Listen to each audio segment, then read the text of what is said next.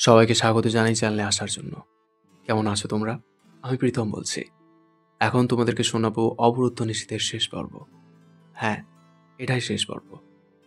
এই উপন্যাসটা পড়তে গিয়ে আমি মাঝখানে অনেকবার থমকে গেছি। পাগলামি করে, অনেক সময় অসুস্থতায়, আবার কিছু চিন্তা ভাবনার জন্যে। যাই হোক, আমি অলওয়েজ তোমাদের কাছে গ্রেটফুল, কারণ তোমরা আমাকে কখনো ছেড়ে যাওনি এবং তার জন্য অনেক অনেক ধন্যবাদ। তো চলো আজকে তাহলে সমাপ্তি করে দেওয়াই যাক অবরুদ্ধ নিশীথের। তারপরে শেষের দিকে আবার কথা বলবো অনেক। চলো শুরু করা যাক। 30শে জুন 2018 খ্রিস্টাব্দের সূর্য ওঠা সকালে মেহজাবিন বসার কক্ষ থেকে উঠে আব্বুর রুমে যায়। বহুদিন বন্ধ পড়ে থাকা ধুলো জমা আলমারিটি খোলা হলো সেদিন। একটি গোল করে মোড়ানো কাগজ মেহজাবিন বের করে এনে সিস্টারের হাতে দেয়। হাতটা একটু শিউরে ওঠে সিস্টারের। মোড়ানো কাগজটি ভারী, ভেতরে কিছু একটা। মোড়ক খুলতেই আরেকটি ছোট্ট কাগজ জড়ানো ভারী বস্তুটি হাতে আসে। একটি হাতঘড়ি। সেটার চকচকে প্ল্যাটিনামের গোলক প্রান্তে ভোরের আলো পড়ে তা চিকচিক করে ওঠে। ওটার ডায়ালের সাথে মুড়ে থাকা চিরকুটটি খুলে পড়েন সিস্টার।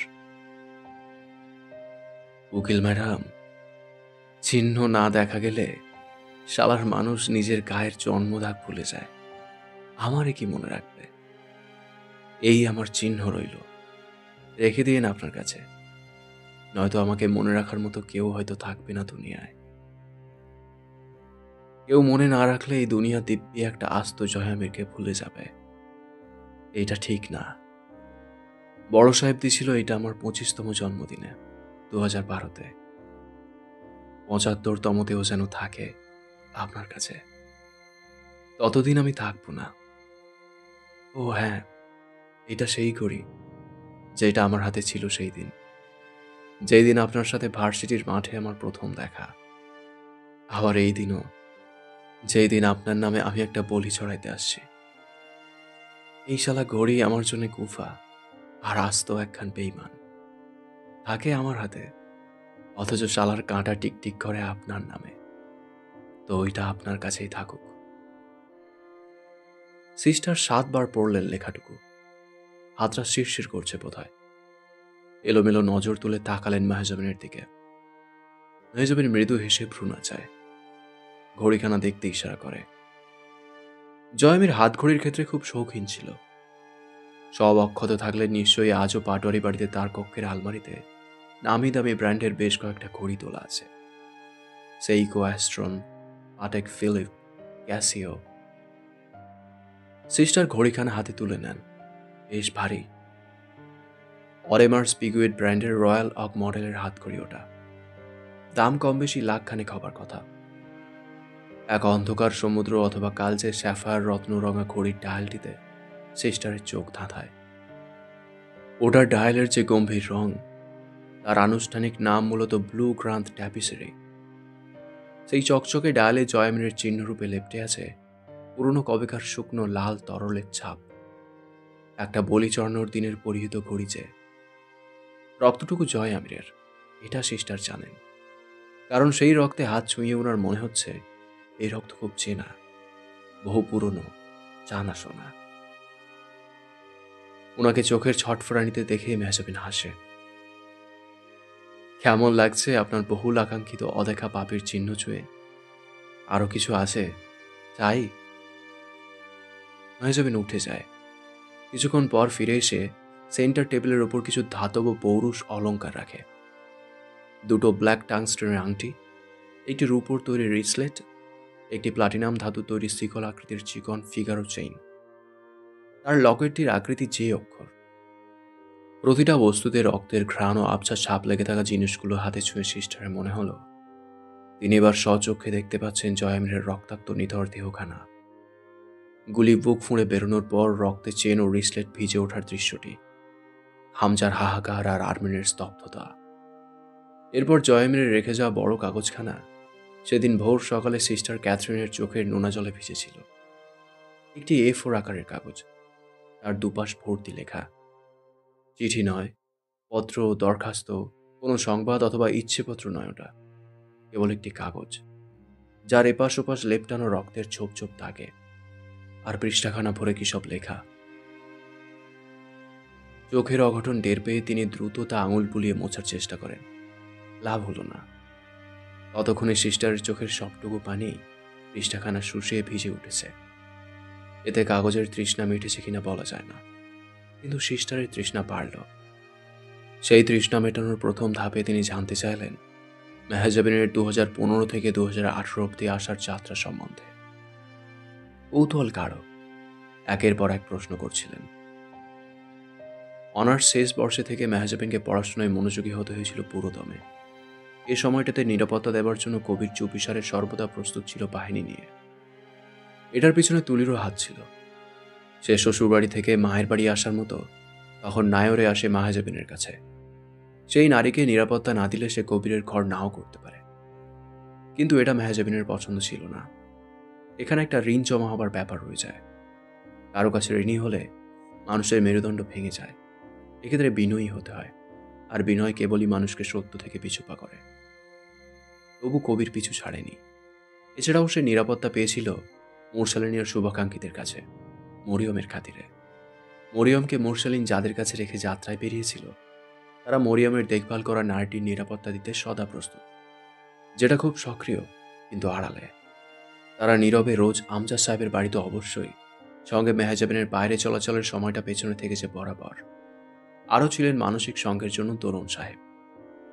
2016-এর শুরুর দিকে মেহজাবিনের অনুরোধে দোলন সাহেব রূপকথার কেসটি হাতে নেন। দিন শেষে রূপকথা কেবলই এক শিকার। ততদিনে অবশ্য রূপকথার ভেতর থেকে মুক্তির সমস্ত আকাঙ্ক্ষা ফুরিয়ে গেছিল।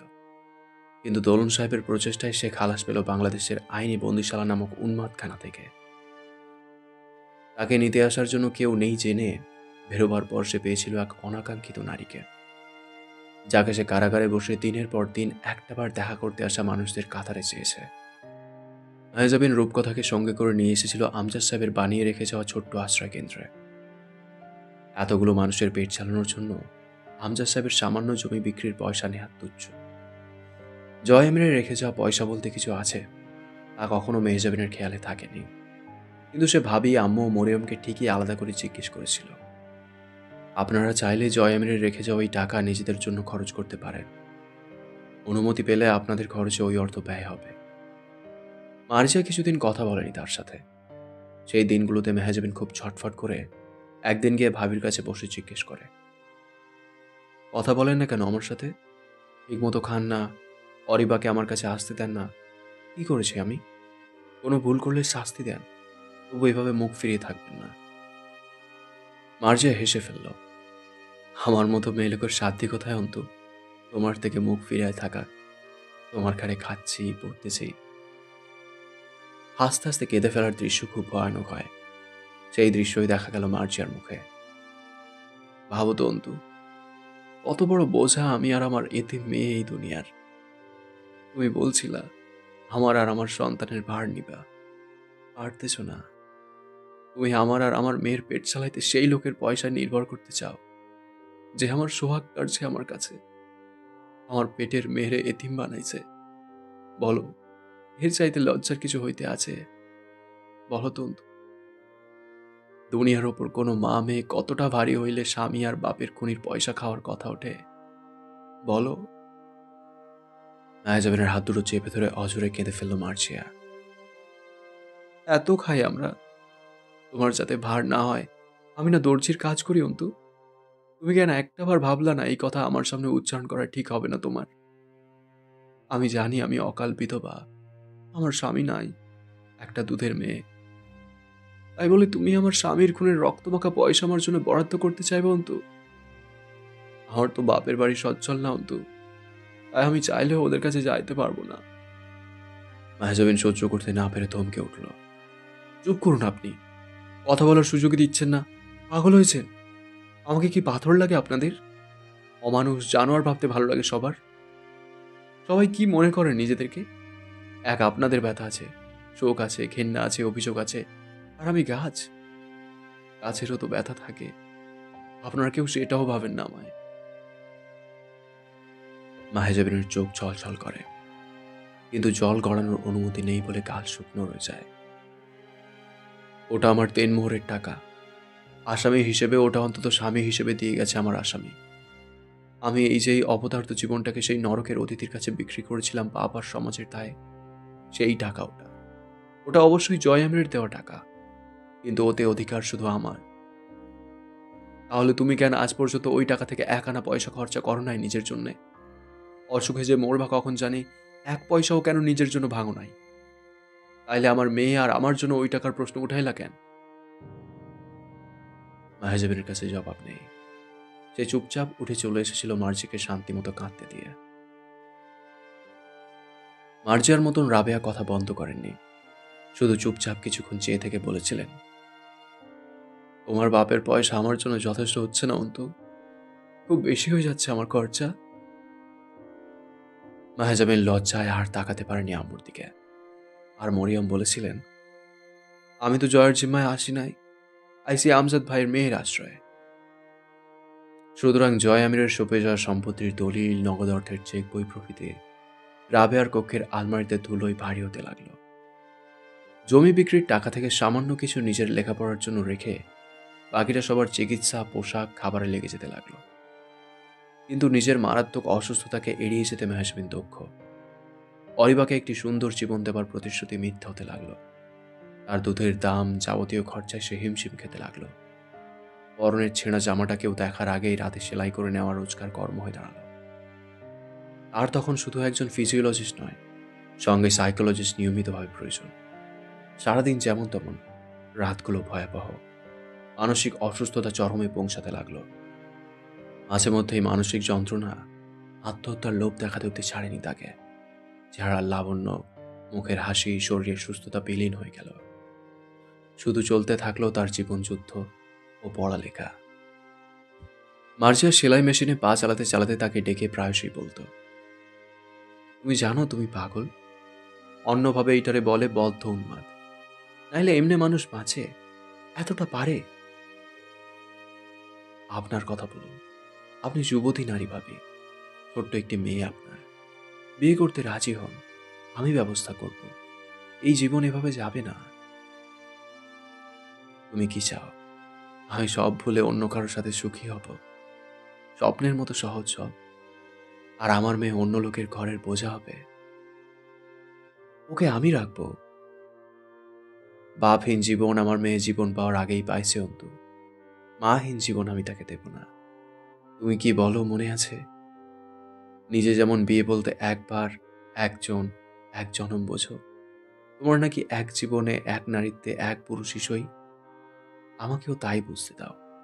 তাও তো তোমার স্বামী ছিল পাপীদের সর্দার, আর আমার কিনা এক নাজুক শিকার। এই কথা আর কোনোদিন বলো না আমাকে।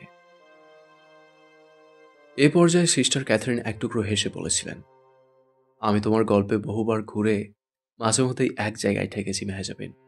সতী নারী তুমি, অথচ বিধাতা তোমার সতীত্বের কি কঠোর পরীক্ষা নিলেন বলতো। সতী নারীকে তিনি পতি দিলেন পাপী। এত পাপ তোমার প্রতি করেছে, অথচ তার এক চুল হক তুমি নষ্ট করনি তার অজান্তেও। জয় আমিরের হাতের বৈবাহিক রেখা খারাপ ছিল না বলো? একটাবার সেই খুনির হাত দুটো দেখলে আরো ভালো বুঝতাম সে কি করে সতী পেল। সে সতী পায়নি ম্যাডাম, সতীত্ব লুট করে তবে গ্রহণ করেছিল আমায়। আমি যখন তার হয়েছি আর সতী ছিলাম না। গর্দভ তুমি, চুপ করে শোনো আমার কথা। হিন্দু পুরাণ পড়েছ? না, সেখানে বলা আছে সতী নারীর চোখের জলের অভিশাপে রাজ্য পুড়ে ছাই হয়, বুঝলে? মেহজাবিন চুপ করে রয়। সে কি সত্যি সতী নারী? স্বেচ্ছায় একটুও অসতী সে হতে পারে না কখনো। আরও এমন ঘটনা আছে, সিস্টার সেসব শুনলে আরো বেশি করে এসব বলবেন। সেসবের মাঝে মেহজাবিনের কাছে একদিন সংবাদ এসেছিল, পরাগ আজগরের ফাঁসির রায় দিয়েছে। পরাগ একটাবার তার সঙ্গে দেখা করতে চায়। মেহজাবিন গেল না। পরপুরুষের সঙ্গে অকারণে দেখা করার প্রশ্ন ওঠে না। তবে খারাপ লাগলো কিছুটা, কিন্তু রূপকথা অনুরোধ করলেও সে যায়নি। তার কাছে তখনও জীবন্ত যন্ত্রণা পলাশের রুফটপের সেই সন্ধ্যা রাত, যেখানে তাকে অসৎ হাত ছুঁয়ে দিয়েছিল, আর পরাগ আড়ালে তার প্রতিনিধিত্ব করেছিল। মেহজাবিনের পড়ালেখার পরিকল্পনা আমজাদ সাহেব ঠিক করে রেখে গেছিলেন।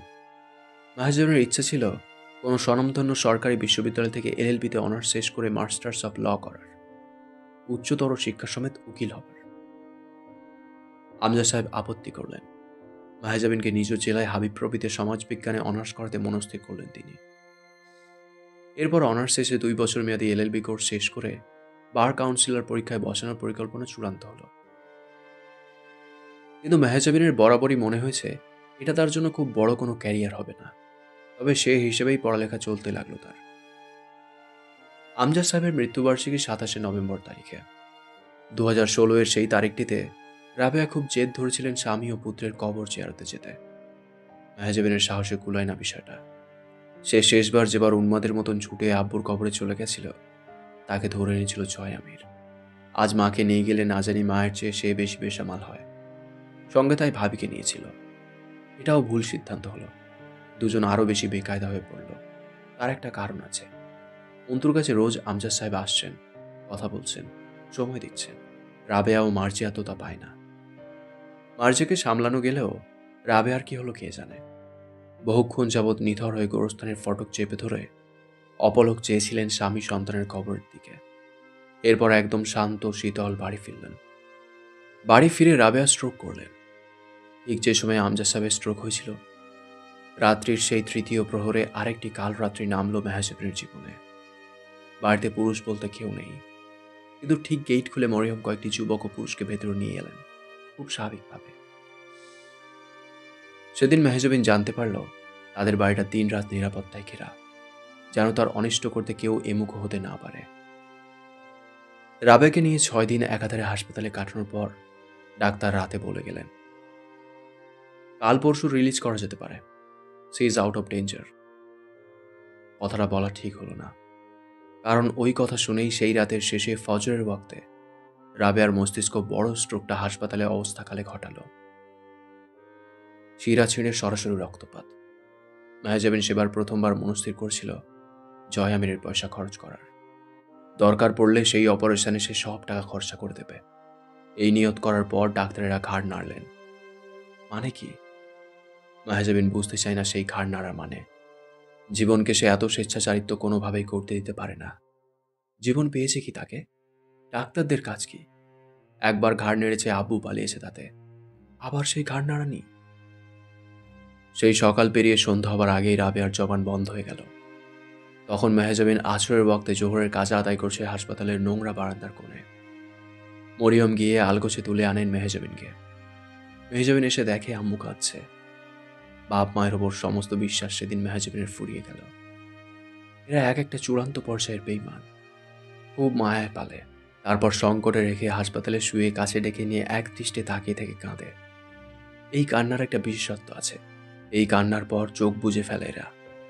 তারপর হাজার কিছুতে আর চোখ খোলে না, কোনোভাবেই না। মেহজাবিন এক এক কদম পেছায়, তার ক্ষোভ ফেটে পড়ে। না আম্মু, তোমার মুখে চোখে আব্বুর ভাব দেখছি। আমি এবার আর বোকা হব না। তুমি হাজার ডাকলেও আমি তোমার কাছে বসবো না। তুমি শেষ বিদায় চাইতে কাছে ডাকবে, আর আমি তোমার কাছে বসে তা দেব নেব? পাগল না আমি? কিন্তু পরক্ষণে মেহজাবিন হুড়মুড় করে গিয়ে বসে মায়ের কাছে। এই এই শোনো আম্মু, কেন জন্ম দিয়েছিলাম আমায়? বলো আজ, বলো বলো, আজ শুনি। কেন জন্ম দিয়েছিলে? চোখের সামনে বাপ চলে যাবে, ভাই যাবে, সন্তান যাবে অকালে। এক পাপী স্বামী, সে পালাবে কৌশলে। তারপর তুমি। এইসব চোখ বড় বড় করে দেখবো। আমি সব দেখবো। শুধু দেখবো তোমাদের তামাশা। এই জন্য জন্ম দিয়েছিলে তো? অস্বীকার করলাম। আমি আমার এই অভিশপ্ত জন্মকে অস্বীকার করলাম। এই জীবন আমি মানি না। আমি এত বড় আয়ু চাইনি। নাকি তোমরা সবাই নিজেদের আয়ু কেটে কেটে আমাকে দিয়ে যাচ্ছ, যাতে বেঁচে থাকি আর দেখি এ সাজার জনম না ফুরুক আমার? নাকি তোমরা সবাই নিজেদের আয়ু কেটে কেটে আমাকে দিয়ে যাচ্ছ যাতে বেঁচে থাকি আর দেখি এ সাজার জনম না ফুরুক আমার? কিসের সাজা আম্মা? তুমি বলো। জন্ম তো তুমি দিয়েছ। জন্মে কোনো পাপ থাকলে তোমার জানার কথা। বলে দাও আজ, আমার রইল কি? কি নিয়ে বাঁচার জন্য জন্ম দিলে, আবার সেই জন্মে বাঁচার জন্য রেখে যাচ্ছ? বলো। রাবেয়া জিহ্বা নাড়লেন, কথা বেরোলো না। তাই তিনি অন্তুর সামনে হাত দুটো জোর করে ধরে ক্ষমা প্রার্থনা করলেন। ছলছলে ভেজা চোখ দুটোয় ঠোঁট নেড়ে শেষবার অন্তুকে কত কি বলার আকুতি যে সেখানে, কিন্তু বলা হলো না বলে শুধু থুতনিটা থরথর করে কাঁপল তার। মেহজাবিন সহ্য করতে না পেরে আম্মুর শিথিল দেহটা তুলে বুকের সাথে চাপটে মিশিয়ে ধরে। যেও না আম্মু, আমার আর কেউ নেই এই দুনিয়ায়, বিশ্বাস করো। বাপ, ভাই, সন্তান, স্বামী, আশ্রয় কিচ্ছু নেই। আমার মাথায় তেল দেওয়ার জন্য একটা তোমার মতো সরলাকে খুব দরকার পড়বে। কোথায় পাবো? কোথায় যাব? একজন চলে গেছে আমাকে রাস্তা পার হওয়া না শিখিয়ে। তুমিও যাচ্ছ। কেউ বললে না, চল অন্তু, সঙ্গে চল। এত খারাপ না আমি, বিশ্বাস করো। কেউ তো সঙ্গে থাকো, কেউ তো থাকো আমার। এত বড় দুনিয়ায় আমি একা বিলীন হয়ে যাব আম্মু। আমার গর্ভের এক টুকরো ধন ওরা ছিঁড়ে নিয়েছে।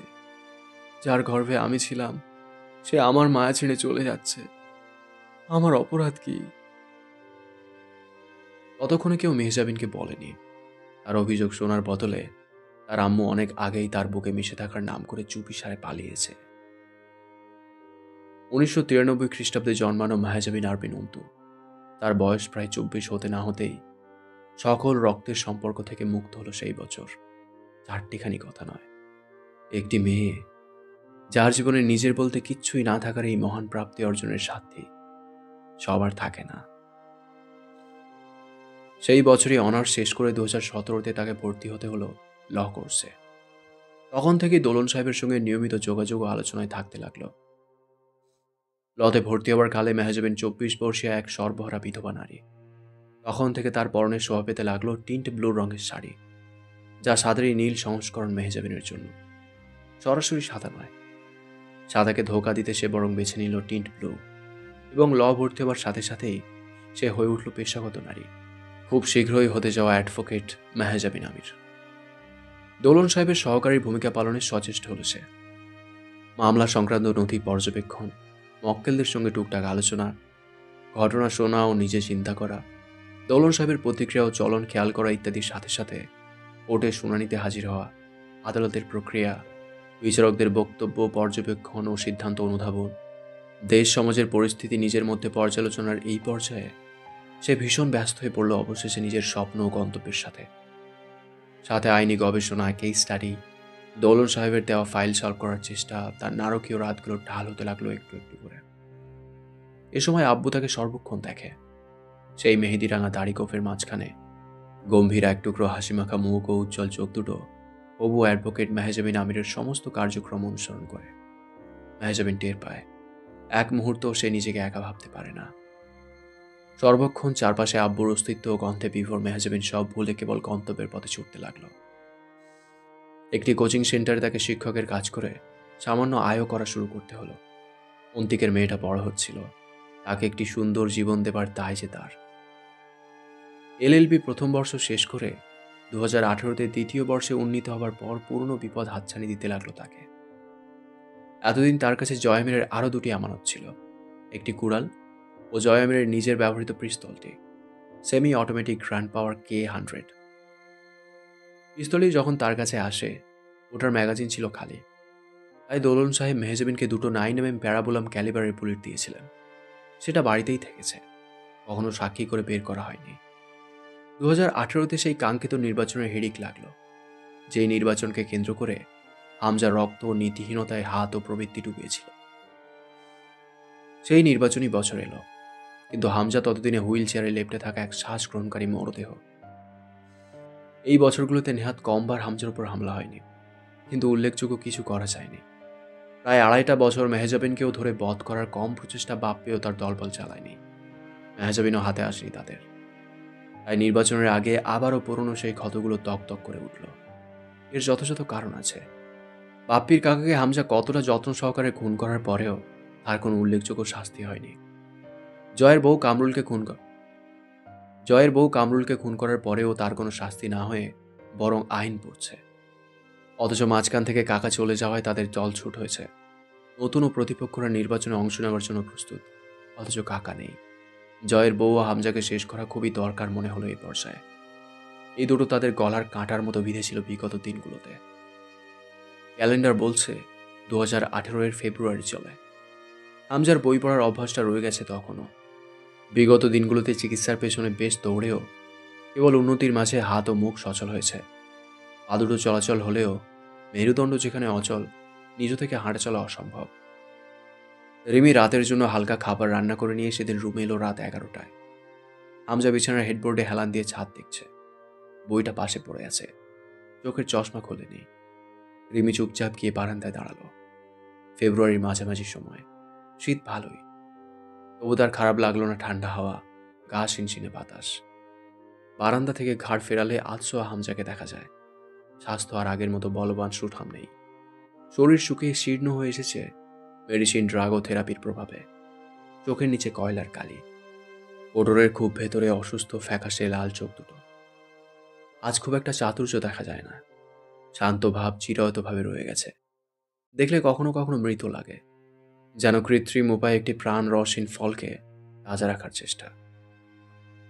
খুব একটা কথা হয় না লোকটার সঙ্গে সারাদিনে। রিমি যে কিসের দূরত্ব বজায় রাখতে শিখেছে তা সেও জানে না।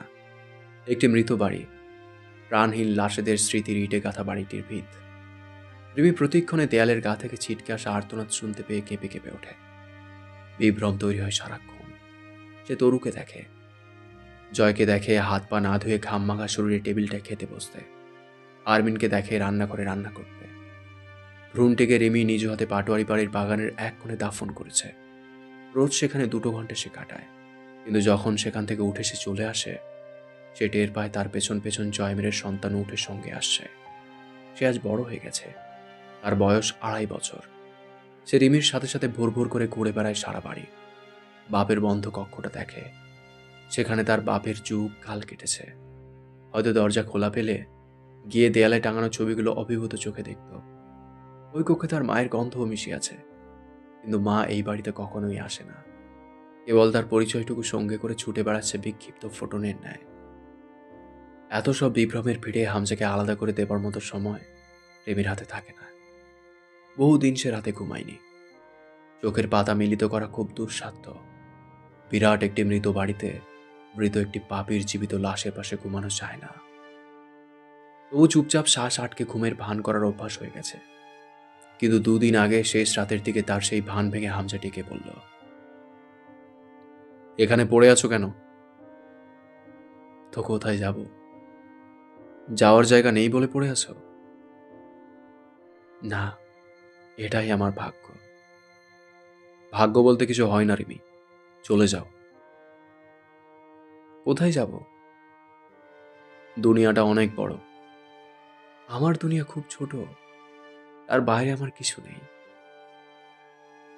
সে ছিল যখন আমি তোমায় ধরে রেখেছিলাম, আজ তুমি মুক্ত। তবু এখানে জোর করে পড়ে থেকো না। রিমি, তুমি কি করুণা করছো আমার উপর?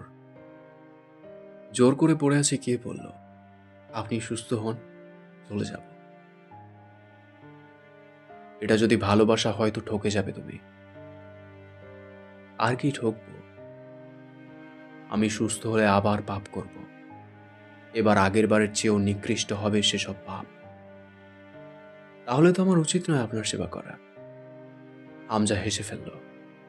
সেটাই তো বলছি, ছেড়ে দাও। পাপ করতেই জন্মেছেন?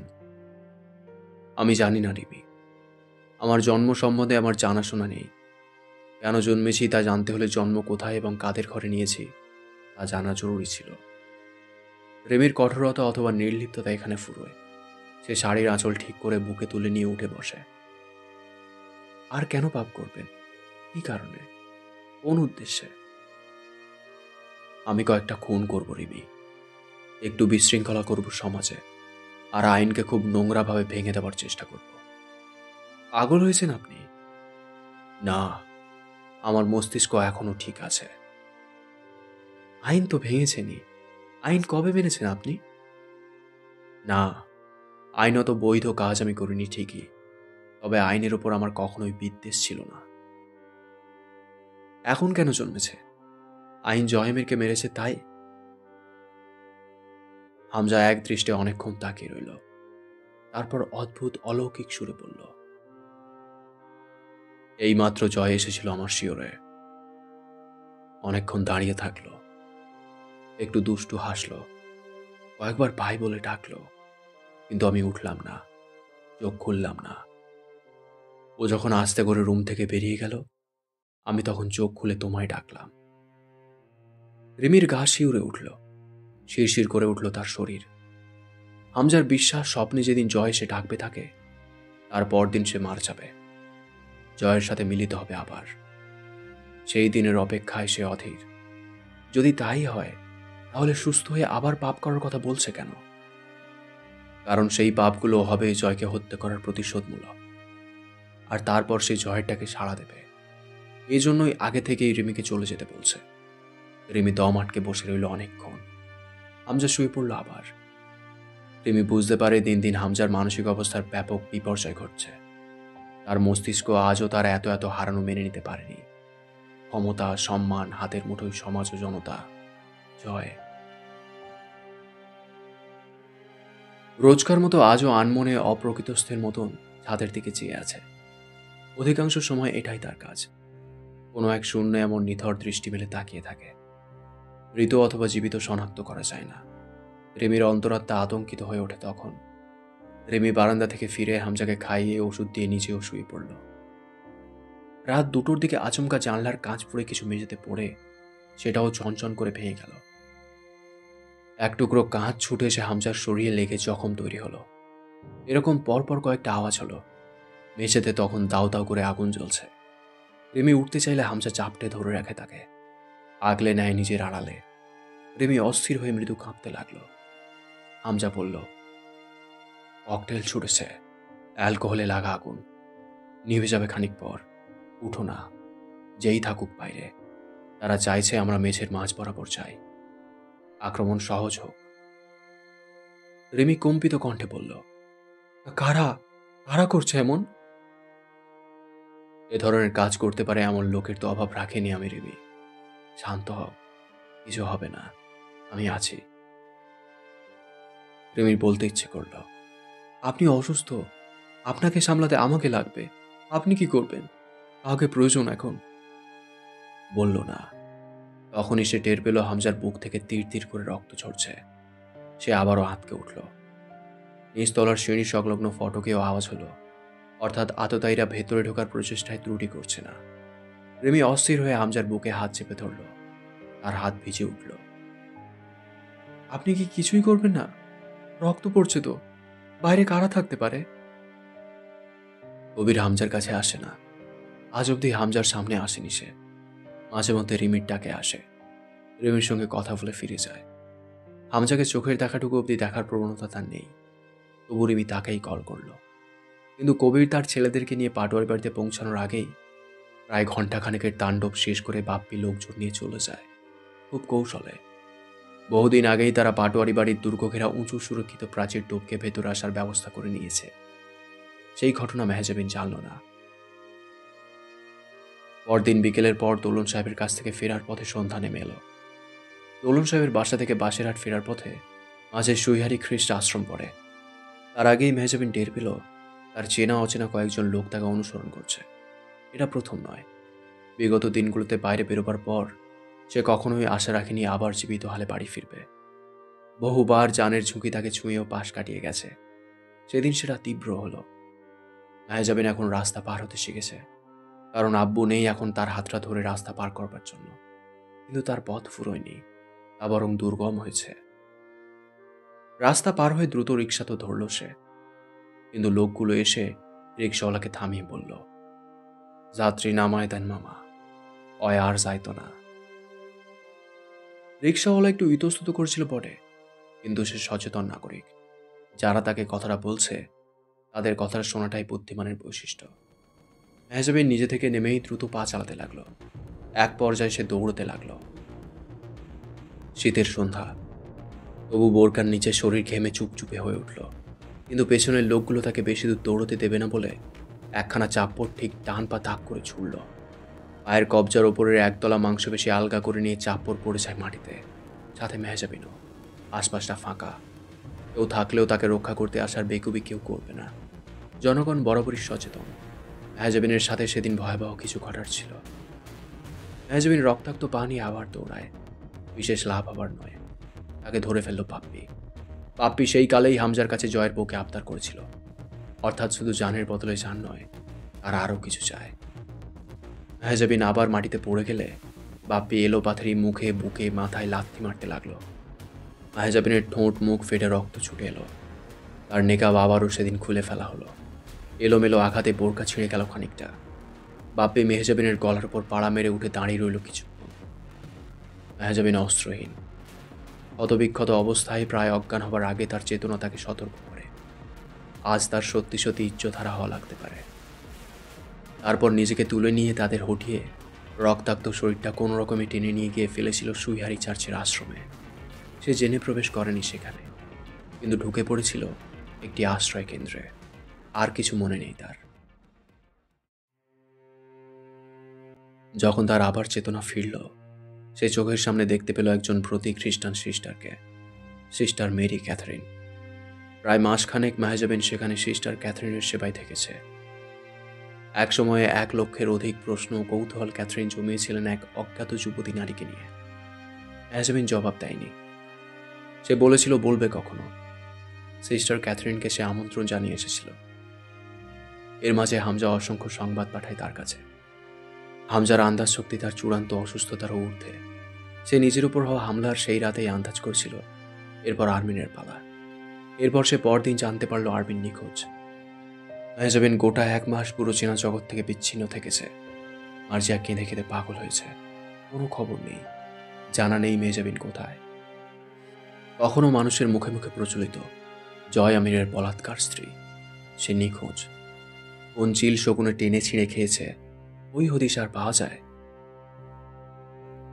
রিমি সেবার প্রথম পাটোয়ারি বাড়ির সীমানা ছেড়ে বেরিয়ে বারবার আমজাদ সাহেবের কুঠুরিতে যাতায়াত করেছে। রূপকথার সঙ্গে কথা বলে চলে আসতে হয়েছে। রূপকথার দৃঢ় বিশ্বাস সকলকে বিশ্বাস জুগিয়েছে মেহজাবিন ফিরে আসবে। ওই মেয়ে ফুরোতে পারে না। তার জীবন যেসব ঝড়ে টালমাটাল হয়েও আজও বহমান, সে হুট করে এভাবে ফুরিয়ে যাবে না। হামজা ওই মাসখানেকের সময়টাতে আরমিনের খোঁজে চরম ব্যস্ত হয়েছিল। কেননা বাপ্পির ধারণা হামজাকে জয়ের বউ এবং জয়ের বউকে হামজা দুজনকে টিকিয়ে রেখেছে। দুজন মিলে এমপিকে ধ্বংস করে ছেড়েছে, দুজন এক। সুতরাং দুজন চিরবিরোধী দুশ্মন ঘটনাক্রমে এক বাপ্পির দুশ্মন হয়ে ওঠার ব্যাপারটিতে হামজা হেসেও ছিল। সে নিজেও চিন্তিত হয়ে উঠেছিল বিরোধী নারীর এভাবে নিখোঁজ হওয়ার ঘটনায়। মাসখানেক পর কিছুটা সুস্থ হয়ে খোঁড়া পায়ে মেহজাবিন বাড়ি ফিরল। তারপর তিনি হামজার লোক এলো মেহজাবিনের কাছে। মেহজাবিন দীর্ঘশ্বাস ফেলে এটা বোঝে যে তাকে এখন অবধি হামজা নজরে রেখেছে। এই লুকোচুরি খেলার শেষ কোথায়? হামজা তাকে এক পাক পাটোয়ারি বাড়িতে ডেকেছে, কিছু আলাপ আলোচনা করার আছে বলে। তার জবাবে মেহজাবিন ক্লান্ত হাতে একখানা ছোট্ট চিঠি লিখেছিল কেবল, আপনার সঙ্গে আমার কোনো আলাপ আলোচনা থাকতে পারে না। শেষবার যেখানে দেখা হয়েছিল, আমি আশা রাখি আবার দেখাটা আমার আপনার সেখানেই হবে। সেদিন আপনার বিপক্ষের আইনজীবী হিসেবে আমি থাকলে ও অবাক না হবার পরামর্শ থাকবে আমার, এবং কথাও সেখানেই হবে। আপনি আসামি এবং আমি প্রসিকিউটর হিসেবে অনেক কথাই হবে আশা করি। খুব শীঘ্রই। ততদিন অপেক্ষা করুন এবং যথাসম্ভব সুস্থ হন। আপনার সুস্থতা একান্ত কাম্য। পুনশ্চ রিমিকে আমার অনুরাগ জানাবেন। সে এসেছিল আমার সঙ্গে দেখা করতে, দেখা হয়নি, তাকে আসতে বলবেন। আমি আর কখনো পাটোয়ারি বাড়িতে পা রাখবো না, তাহলে তার সঙ্গে আমার পরিচয় ফুরবে না। এরপর গুনে গুনে কেটে গেল মাঝখানে কম বেশি 3টে মাস। হঠাৎই একদিন 29 জুন বিকেলে মেহজাবিনের ঠিকানায় এসে পৌঁছলেন সিস্টার ক্যাথরিন, মেহজাবিনের জীবনে আসা অবরুদ্ধ নিষেধগুলোর বিবরণ শুনতে। মেহজাবিনের ল শেষ হতে তখন খুব বেশি দেরি নেই, আর কিছুদিন। এরপর বার কাউন্সিল পরীক্ষা, সেখানে উত্তীর্ণ হলে সে একজন আইনজীবী, অ্যাডভোকেট মেহজাবিন আমির। সিস্টার ক্যাথরিন অতীত শুনতে শুনতে গোটা একটা রাত, তারপরেও একটি দিন অবধি মেহজাবিনের কাছে কাটিয়ে গেছিলেন। সাথে প্রতিশ্রুতি নিয়ে গেছিলেন খুব শীঘ্রই একটাবার পাটোয়ারি বাড়িতে মেহজাবিনকে সঙ্গে নিয়ে তিনি যেতে চান। মেহজাবিন যেতে না চাইলেও জোরপূর্বক নিয়ে যেতে চান। জয় আমিরের ফটো দেখতে চান। হামজার অবস্থা তিনি স্বচক্ষে দেখতে চান। আর নিষ্পাপ বধূ রেমিকে দেখতে চান। কিন্তু পরিকল্পনা করাটাই উচিত নয় জীবনে। সেদিনের 5 মাস পর মেহজাবিন খবর পেল সুইহারি মঠের একজন সিস্টার মেরি ক্যাথরিন মৃত্যুবরণ করেছেন।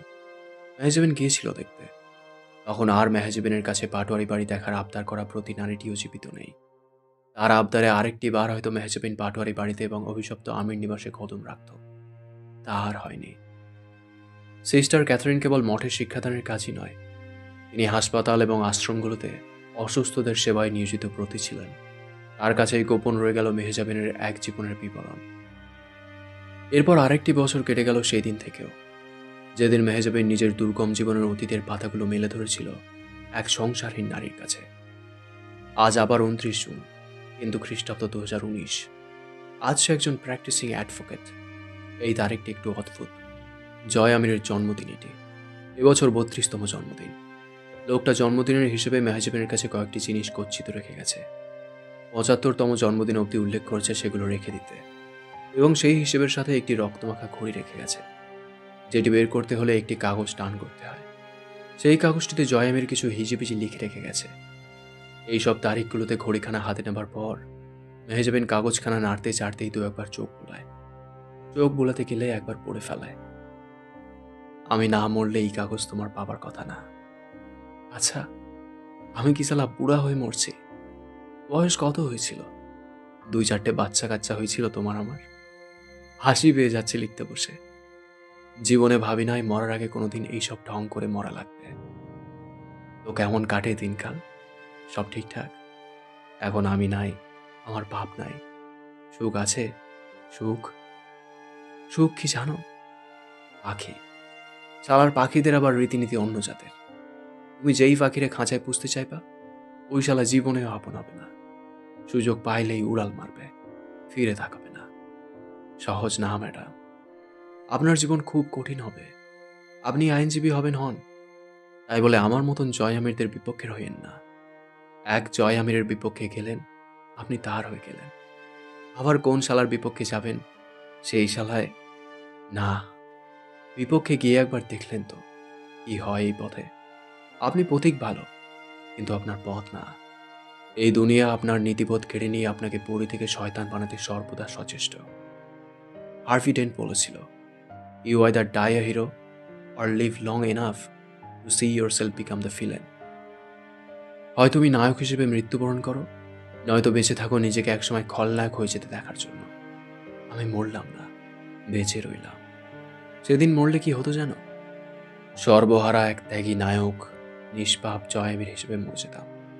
কিন্তু বেঁচে থাকতে গিয়ে আমি নিজেকে তোমার মতো নীতিবানদের চোখে ঘৃণিত এক পাপিষ্ঠ হয়ে যেতে দেখলাম। কিন্তু আমি থামালাম না নিজেকে। আমার মন চাইল না, কারণ আমি ততদিনে শিখে গেছি মানুষেরা বাঁচে না। বেঁচে থাকতে হলে অমানুষ হতে হবে।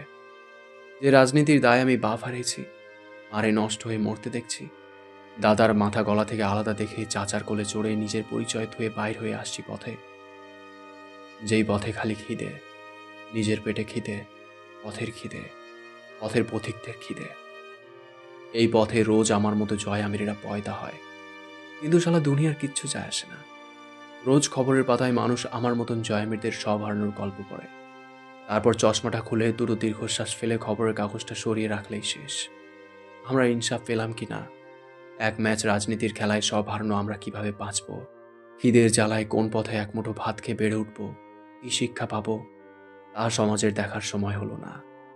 কিন্তু যখন কিছুকাল পরেই আমরা জয় আমির হয়ে সমাজের সামনে হুমকি হিসেবে দাঁড়াই, তারা তখন ভাবে এই অমানবিকেরা কারা, এদের নীতিজ্ঞান নেই কেন, মনুষ্যত্ব কোথায়, এদের জন্ম কিভাবে হলো, এরা এত ক্ষুধার্ত, ছি, ভালো শিক্ষা পায়নি কেন? তুমিও হবে, হয়েছেও খানিকটা, আরও হবে।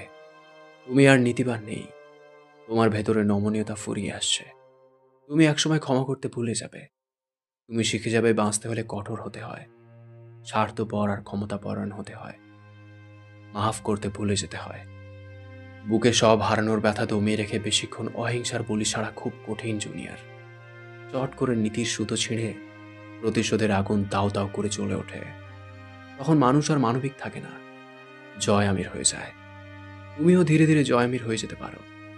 মানুষ তখন তোমার নিষ্ঠুরতায় ভয় পাবে, রেগে যাবে মনে মনে। মানুষ ব্যথা পেতে পেতে যেদিন ব্যথা সওয়ার ক্ষমতা লাভ করে, সেদিন থেকে সে মানুষের ব্যথা অনুভব করার ক্ষমতা হারায়, যা নীতিবানদের চোখে অমানবিকতা। শোনো জুনিয়র, তুমি ভাবো তুমি অন্যায় দেখে অন্যায় সয়েও সৎ থাকতে পারবে। তুমি ভুল। দুনিয়া ভালো না, আমার অভিজ্ঞতা বেশি। একটা যুগহীন সত্যি শোনো, সৎ পথ মানুষকে অসৎ বানায়। সৎ থেকে তুমি শুধু হারাবে, তাতে তুমি সততার উপর বিশ্বাস হারাবে, দ্বিধায় পড়বে। তারপর তুমি সৎ অসতের পার্থক্য ভুলে যাবে। কারণ ওই যে বললাম, বুকের হাহাকার নীতির চাইতে বেশি শক্তিশালী। মানুষের বিবেক ধ্বংস করতে ওরা একবার নড়ে ওঠাই যথেষ্ট। নিজের ভাগ্য নিজেকে লিখতে হয়, আর তারপর সেই ভাগ্য লেখক ছোট মানুষের ভাগ্য নষ্ট করতে। এটা নীতি। এসব আমার নীতি, তোমার সাথে মিলবে না বোধ হয়। আমাদের বড় ঘরে এক বিপ্লবী আছে, তোমার তার সাথে দেখা হবে না। তার সাথে মেলে নাই। সে আমার মতো খলনায়ক হয় নাই, সে বিপ্লবী হয়েছে। তুমিও হয়তো সেই পথেই যাবে, কারণ তোমরা এক পর্যায়ে বাধ্য হয়ে অন্ধকারকে গ্রহণ করেছো। আমি অন্ধকারে জন্মেছি, আমি অন্ধকারে গড়ে উঠেছি। আমি এক পাশের পৃষ্ঠা শেষ। এবার আরো ছোট ছোট অক্ষরে লেখা লাগবে। কতদিন পর এতখানি বাংলা লিখলাম, হাত কাঁপতেছে, বাতাসে পৃষ্ঠা উঠতেছে খুব। আরো সমস্যা। আমি এখন কোথায় জানো? 21 তলার ছাদের উপর পা ঝুলিয়ে বসে আছি, খাতা কোলের ওপর, মোবাইল গালে ধরে ফ্ল্যাশ অন করে লিখতেছি। বিল্ডিংটা পলাশের চাচার। ওই ভাড়ার চোদারে মারছি 8 ঘন্টা খানেক হবে। জানটা দিলেও একটা ভুলভাল আবদারে। তোমাকে সেবার দেখলাম ভার্সিটির মাঠে অন্তিকের বোন। এনাফ জুনিয়র এক চিংড়ি। শালি আমারে পাত্তাই দিল না। আমজা বাইরে বলি নাই। ছোট্ট এক জুনিয়র মেয়ে আমার সাথে এত বড় দুঃসাহস দেখায় চলে গেল। জাগা ওকে বলা যায় না, তা কোদাল হয়ে মন খুঁড়তে থাকে, বুঝলে? আমি সেই রাতে 2.5 বোতল মাল এক চুমুকে শেষ করে একেবারে বেহেড হয়েছি। এরপর রাতে স্বপ্ন দেখলাম তোমার সাথে ঘুরতে গেছি এক মরুভূমিতে।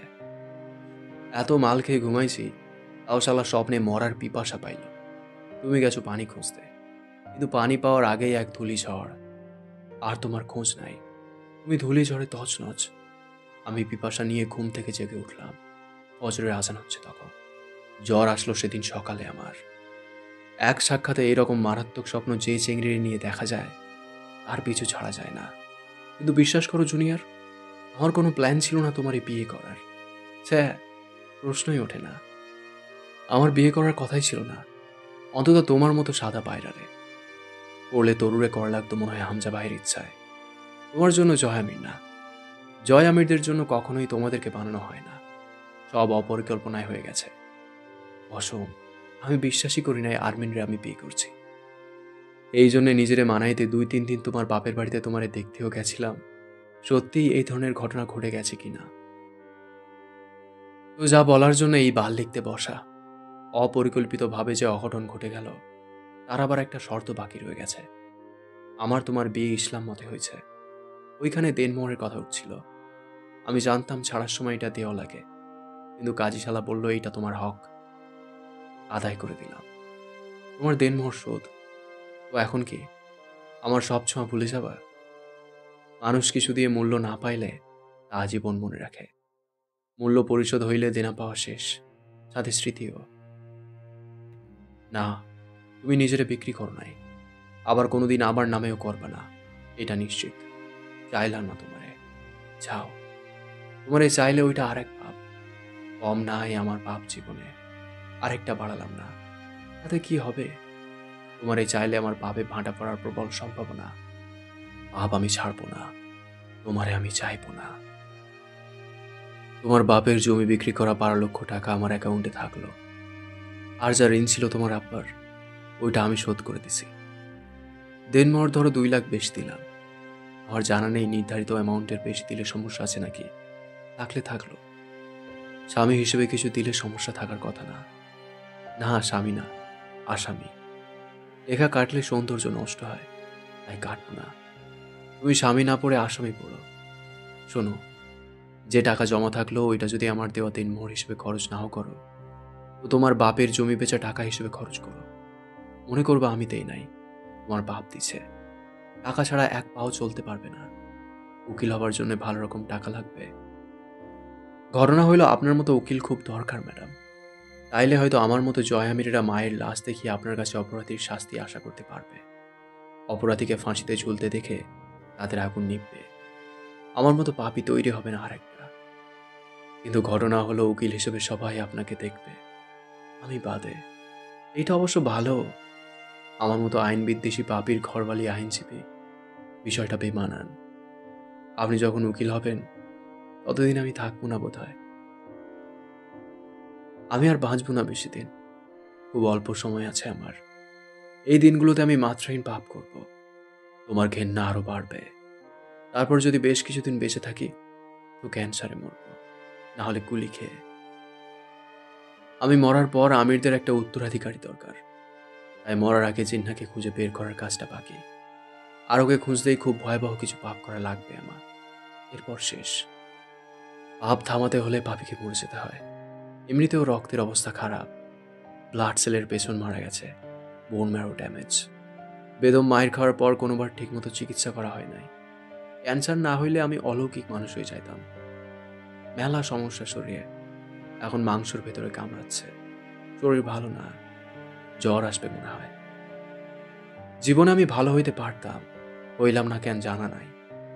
আমির পরিবারে বড় বাবা ছাড়া কেউ আমার মতো ছিল না। সবচাইতে বড় দ্বন্দ্ব কোথায় লাগছে জানো? আমি পাপ করতে না চাইলে দুনিয়া ছাড়তে হবে, আর বেঁচে থাকলে আমি পাপ ছাড়ব না। আমার কাছে পাপের কারণ নাই, কিন্তু খুন আবার মদের মতন। প্রথমবার জোশে এক ঢোক গিললে পরের বার নেশায় এক বোতল লাগে। এরপর হাতের বাঁধন ছুটে গেলে আর বিবেক কাজ করে না। আর আমি তো রক্তে অভ্যস্ত খুব ছোট কালে। আমার কাছে পাপ পাপ না, আমি পাপ পুণ্য বুঝি না। তো ঘেন্না টেন্না করো তো এখনো নাকি? বেশি করার দরকার নাই, আমার ইগোতে লাগবে। তবে শেষ হওয়া যাবে না কিন্তু, ওইটুকু আমার। আর কিছু নাই তোমার কাছে আমাকে দেবার মতন। তুমি নিজেই কাঙাল, কিচ্ছু নাই আমার জন্য তোমার কাছে। তোমার ওই ঘৃণাটুকু আমার থাকলে ক্ষতি নাই। আমি নিজে এই জীবনে আমার থেকে পরিবার কেড়ে নেওয়া আসামিদের ক্ষমা করি নাই, তুমিও করো না। এইখানে আমার তোমার নীতির মিল থাক। পৃষ্ঠা শেষের দিকে, হাতও কাঁপতেছে খুব। এই কাগজ যখন পাবে তুমি, আমি তখন বহুদূর। এই পাপের জন্মে আর দেখা হবে না তোমার সাথে। তোমার চোখে ঘেন্না দেখার সুযোগটুকু হারিয়ে আমি পালাবো। আমার তীর্থযাত্রা খুব সামনে। এখন একটা গান মনে পড়তেছে। আমি মরে গেলে জানি তুমি কাঁদবে না, ওখানে শেষ করে দিও। চাইব না কিছুই তো আর, শুধু মনে রেখো কোনো একদিন ভালোবেসেছিলাম তোমায়। পৃষ্ঠা শেষ, আর এক লাইন লেখা যাবে। বিদায় আমার পাপী জীবনের অনাকাঙ্ক্ষিত মেহমান, আমার ঘরের দুশমন। জয় বাংলা।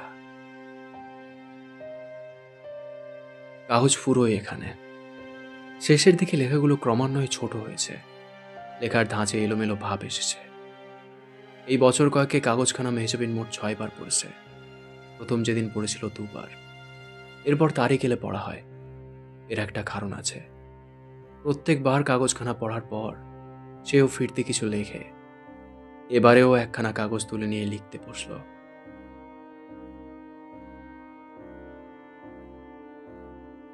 জয় আমির, আপনার কাগজখানা যখন আমি পেয়েছি তার অনেক আগেই আপনাকে সহ আমি ক্ষমা করে দিয়েছি আমার সকল অন্যায়কারীকে। আমার আপনার পথ কখনোই এক ছিল না। আপনি ধারণা করতেন পরিস্থিতি মানুষকে খারাপ বানায়, আমাকেও জয় আমির বানিয়ে তুলবে। না, আমি আপনার মতো কাফের হয়ে জন্মাইনি। আমি আজও এক সৃষ্টিকর্তায় ভরসা রাখি, যিনি আপনার হাল এমন করেছিলেন যে আপনার শত্রুরাও কেঁদেছে আপনার পরিণতিতে, যিনি আপনার গুরুর পরিণতি এমন করে রেখেছেন যা দেখে আমি অবধি তার পরিণতির উপরে সহানুভূতিশীল হয়ে উঠেছি। সেই আল্লাহ তাআলাতে এত কিছুর পরেও আমি অটল বিশ্বাস ও ভরসা রাখি। আপনার আশা আমায় নিয়ে ভুল ছিল। পরিস্থিতি মানুষকে জয় আমির বানায়, এটা সঠিক তখন যখন মানুষটার ভেতরে আপনার মতো স্বার্থপরায়ণতা রয়েছে। ইমানদার কখনোই স্বার্থের ভিত্তিতে ধর্ম ও মানবিকতা পালন করে না। সর্বাবস্থায় এক আল্লাহ ও মানবিকতার উপর কায়েম থাকাটাই ঈমান। আপনার মতো নড়বড়ে ঈমানদার আর স্বার্থপর এমনিতেও ভালো মানুষ হয় না পৃথিবীতে। মাকে ধর্ষিতা হতে দেখলেন, ২-৪ বার আল্লাহকে ডাকলেন, তিনি সাড়া দিলেন না। আপনার কাছে হয়ে গেল সেই মহান সত্তা অস্তিত্বহীন। ভারে, ইমান তো হাতের মোয়া নয়। মুরসালিন মহানকে তো দেখেছেন, হাজার ফোঁটা রক্তেও একই দৃঢ়তা, একই বিশ্বাস। আপনি ইমানদারদের ইতিহাস জানেন না, তারা চূড়ান্ত বর্বরতার সামনেও সেই এক রবের সাক্ষ্য দিয়ে প্রাণ হারায় হাসতে হাসতে। আপনি তাদেরকে জানলে নিজেকে অবশ্যই একজন মুসলমান ঘরের সন্তান হিসেবে ধিক্কার দিতেন। আপনি জন্মেই ছিলেন অবিশ্বাসী হয়ে। পরিস্থিতির দোষ দিয়ে না বাঁচাতে চাইলে ওটা আমার কাছে অগ্রহণযোগ্য। আপনি প্রতিশোধের কথা বলেছেন, মেনে নিলাম যান। যারা আপনার সঙ্গে অন্যায় করেছিল তাদেরকে শাস্তি দিয়েছেন, তারা সংখ্যায় কয়জন? অথচ আপনার হাত শত মানুষের রক্তে রাঙা। ওগুলো কি ছিল? কিসের প্রতিশোধ ছিল? নিরীহ নিষ্পাপ প্রাণগুলোর অপরাধ কি ছিল? আমি জানতাম আপনার চিন্তাধারা অসুস্থ, এজন্য কোনোদিন বোঝাতেই চাইনি, রুচি পাইনি আপনাকে খুলে বোঝানোর। কারণ আপনি আপনার এই গোজামিল তত্ত্বে দৃঢ় বিশ্বাসী। এটা বুঝেই আপনার একমাত্র শাস্তি নির্ধারণ করেছিলাম, যাবজ্জীবন কারাদণ্ড।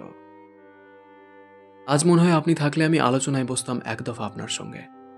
অনেক কথা বলার বাকি রেখেই আপনি চলে গেলেন। আমার ভেতরের বহু কথা আপনার না শোনা রয়ে গেছে।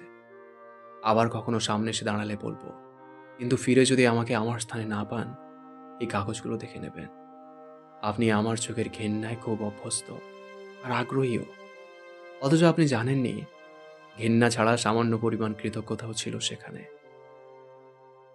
আপনি একদিন আমার ইজ্জত বাঁচালেন, এক খোখার অমানুষের সাথে একটুখানি শত্রুতা করলেন, আব্বুকে কাঁধে তুলে বয়ে নিয়ে এলেন। এরপর খানিকটা কৃতজ্ঞতা জমতে পারে না আমার ভিতরে? আপত্তি কোথায়? অনেকখানি কৃতজ্ঞতা জমিয়ে রেখেছিলাম আপনার জন্য, কিন্তু সেটুকু নিবেদনের সুযোগ না পাওয়ার ব্যথার গভীরতা আপনি ভাবতে পারবেন না। আপনি তার আগেই আমাকে মেরে ফেললেন, খুব নিষ্ঠুর রকম মৃত্যু। সামান্য ছাড় দিলেন না। আমি কেন দেব? কেন? আপনি যদি থুতুর যোগ্য হয়ে সামান্য থুতু বরদাস্ত না করতে পারেন, আমি কেন এত কিছু বরদাস্ত করে আপনাকে ছাড় দেব? আমার এই জীবনের দায় কার? আজও রাস্তায় বেরোলে গুঞ্জন শুনতে পাই, জয় আমিরের বউ যায়। অথচ আমার কোথাও আপনি নেই। আপনি এই জগতের কোথাও নেই যেখানে গিয়ে আমি আপনার বিশাল বড় কলিজাটা ছিঁড়ে এনে আমার কলিজার আগুন নেভাতে পারি। আমার ভেতরে প্রতি মুহূর্তে আপনাকে সামনে রেখে হাজারো আলাপ পাড়ার জেদ ওঠে, কিন্তু আপনি নেই। কেন? আপনি নরক স্বীকার করে পাপ করলেন, আমার জীবনটা নরক করে সেখানে পৌঁছালেন। কারণ আপনি জয় আমির হিংসুটে। আপনি ঠিক গুণে গুণে আপনার জীবনের সকল বৈশিষ্ট্য আমাকে দিয়ে গেছেন, যা আপনি বয়ে গেছেন। আমি আজ ঠিক আপনার মতোই নিঃস্ব, কাঙাল, আত্মচিৎকার গিলে হেসে বেড়ানো জীবন মৃত আত্মা। আমি আপনাকে ক্ষমা করব না, কখনোই না। আপনি চাইলে সব ছেড়ে ফিরতে পারতেন, আমি নাই বা মানলাম। আপনি বেঁচে থাকতে পারতেন, আপনি কোনোটাই করেননি। আপনার ক্ষমা নেই। যতবার আপনার কথা উঠবে আমি বলবো, জয় আমির আমার আসামি, তার স্থান কেবল আমার কাঠগড়ায়। যার কেস আমি লড়ে যাব আজীবন, কিন্তু শুনানির রায় আসবে না কখনো। তো সিনিয়র যা বলতে আজ কলম তুলেছি। সামনের মাসে আপনার বড় সাহেবের বন্ধ হওয়া কেস ফাইল আবার খুলতে যাচ্ছি। আমার প্রথম কেস হাতে নিতে যাচ্ছি। আজ আপনি থাকলে কি করতেন জানি না। হয়তো আমায় থামাতে চাইতেন, আরেকবার বদনাম করে অথবা মারধর করে আটকে রাখতেন কোনো বন্দিশালায়। জানি না, তবে আমার পরিকল্পনা খুব একটা ভালো নয়। আমি খুব খারাপ কিছু করার চেষ্টা করব আপনার বড় সাহেবের সঙ্গে। নিজের সন্তানের খুনি নাকি অনেকগুলো প্রাণের নাশক হিসেবে বলতে পারছি না। এটুকু লিখে উঠে পড়ল অন্তু। অস্থিরতা ঘিরে ধরল খুব তাকে। উঠে গিয়ে ব্যালকনির গ্রিলে মাথা ঠেকিয়ে আনমনেই গুনগুন করে উঠল। মাঝে মধ্যেই কানে ভেসে আসে আজকাল একটি গানের ২-৪টে কলি, তাই গেয়ে উঠল সে। না জানি কোন অপরাধে দিলা এমন জীবন, আমারে পোড়াইতে তোমার এত আয়োজন, আমারে পোড়াইতে তোমার এত আয়োজন। সুখে থাকার স্বপ্ন দিলা, সুখ তো দিলা না। কত সুখে আছি বেঁচে, খবর নিলা না বিধি, খবর নিলা না। আমি ছাড়া কেউ নাই আমার, দুঃখের পরিজন। আমারে ডুবাইতে তোমার এত আয়োজন। আমারে ডুবাইতে তোমার এত আয়োজন। পাড়ার অথবা কর্মক্ষেত্রের মহিলাদের খুব চিন্তা থাকে নিয়ে। সেদিন একজন জিজ্ঞেস করল, তুমি বিয়ে করবা না? মেহজাবিন বলল, আমি কি অবিবাহিত? কত প্রশ্ন জবাবহীন অবস্থায় 3 রাত চক্রাকারে বয়ে যায়। মেহজাবিনের বড় কৌতূহল জাগে জয়নাল আমিরের স্ত্রী অর্থাৎ জিন্না আমিরের মায়ের ব্যাপারে। সেই নারীটি কে, কোথায় থাকে, জীবিত অথবা মৃত? জানা হয়নি কখনো। সে কিসের অপরাধে এই জীবন পেয়েছে তাও অজানা। তার কোথাও কেউ নেই। মূলত এক শিশু ও জোয়ান একটি নারীর ভার বইতে তার এই বেঁচে থাকা। অবশ্য বেঁচে থাকার কোনো নিশ্চয়তা তার নেই। অবরুদ্ধ নিশীথ কখনো ফুরোয় না, কেবল চক্রাকারে ঘুরে বিভিন্ন বিন্দুতে স্থির হয়। এই শহরে রোদ চলে ঘটা করে, অবরুদ্ধ নিশীথের খেলা। রূপকথা মেহজাবিনের কাছে বেশ কিছু মাস ছিল। তার শরীরে যে সকল ক্ষতের দাগ পলাশের বদলতে ছিল, তা ঢেকে গেছিল কারাগারের অযাচিত উন্মাদ অত্যাচারে। ইনফেকশনের প্রভাবে ক্ষত থেকে পুঁজ ও রক্ত পড়ার ঘটনা নিয়মিত হয়ে উঠেছিল। তা মেহজাবিন নিজ হাতে পরিষ্কার ও ড্রেসিং করে দিতে দিতে এমন সব গল্প তাকে শুনিয়েছে, যা রূপকথার আন্দাজের চেয়ে কিছু বেশি ছিল। জয়ামিরের রেখে যাওয়া টাকাগুলো মেহজাবিন তাকে দিয়েছিল চিকিৎসার জন্য। সে গ্রহণ করেনি। তার নামে যথেষ্ট অর্থ আছে। এছাড়া শিক্ষাগতভাবে বিদেশি ডিগ্রিপ্রাপ্ত রূপকথা আজ পথের পাগলি অথবা কুষ্ঠরোগে আক্রান্ত মাংস খসে পড়া কুকুরের চেয়েও তুচ্ছ জীব। এই ছোট্ট ফ্ল্যাট ভাড়া করে থাকছে। মেহজাবিন তাকে ছাড়তে চায়নি। ভয় ছিল সে আত্মহত্যা করবে। মেহজাবিন বোকা। মেহজাবিনের কোনো ধারণা নেই তার সহনশীলতা সম্বন্ধে। তার শরীরটা আজ ব্যথা অনুভূতিহীন ঘরের কোণে পড়ে থাকা আসবাবের মতো বইকি। একটি অসুস্থ পরিবার থেকে উঠে আসা অসুস্থ শরীর ও মনের অধিকারিণী কিনা সে। তার বাপের বিশাল বড় বাড়ি শিলগালা মারা। পলাশের আরও বাড়ি আছে, যা পুলিশের অশনাক্ত, কিন্তু সে যায়নি। সে একটি নতুন ফ্ল্যাটের ব্যালকানিতে দেয়ালের সাথে হেলান দিয়ে বসে পুরনো দিন স্মরণ করে হাসতে চায়। তার একটা শখ আছে, শরীরের ক্ষতগুলোতে পচন ধরা অবস্থা। সে শুনেছে মানুষের মাংস পচলে তাতে পোকা হয়। এটা কখনো দেখা হয়নি। তার শখ হলো তার শরীরের ক্ষতগুলো ঠিকমতো পচে উঠলে সেখানে পোকা হোক। সেই পোকাদের কাছে সে বর্ণনা করবে শরীরের ব্যথা ও একটি সুস্থ জীবনের তৃষ্ণা কেমন হয়। তার মস্তিষ্ক খুব বেশি অনিয়ন্ত্রিত হতে গেলে সে দৌড়ে অন্তুর কাছে চলে যায়, অন্তিকের মেয়ের সাথে খেলে। এই তো সেদিন তার মনে হলো সেও নারী, জরায়ু আছে, গর্ভধারণ ক্ষমতা আছে, তার বিয়েও হয়েছিল। হতেই পারত তারও এমন একটি সন্তান। পরক্ষণেই নিজের ভাবনায় হেসে শেষে সবাই কেন সব ধরনের আকাঙ্ক্ষা রাখবে। মেহজাবিনের ভয় সে যখন তখন আত্মহত্যা করতে পারে, কিন্তু সে কখনোই আত্মহত্যা করবে না। সে বেঁচে থাকতে চায়, দেখতে চায় এই দুনিয়াটা আরো কেমন হতে পারে। ব্যথা তাকে ব্যথা দিতে পারে না। সেক্ষেত্রে তার চেয়ে শক্তিশালী আর কে আছে? এমন শক্তিশালী নারী সে মরবে কেন? সে বাঁচতে চায়। এই তো সেবার পরাগের ফাঁসি হলো না, তাকে কারা যেন বাঁচিয়ে নিল। বাঁচিয়ে নেবার বদলে পরাগের কাছে তার ত্রাসের ব্যক্তিত্ব কেনা হলো।